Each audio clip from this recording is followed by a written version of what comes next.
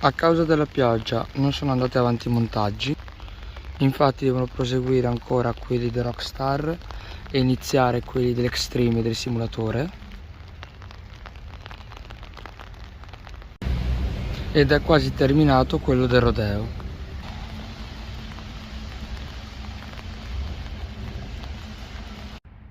Hanno iniziato a preparare l'Extreme per il montaggio, infatti hanno aperto i supporti della base ed è arrivato il twister della Santa Casa, lo Sky Surf, che si posizionerà a fianco al Music Express.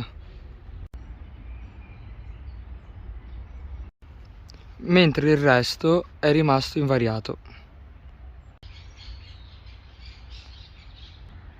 L'autoscontro è rimasto come ieri e devono ancora iniziare il montaggio del Tagada. Sono appena arrivati gli specchi della famiglia Pavan ed hanno appena iniziato a montare il drago.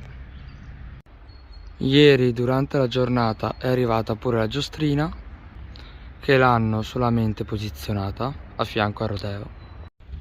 Hanno terminato il montaggio di Rally di Monte Carlo ed hanno finito di montare anche la pesca dei cigni della Walt Disney.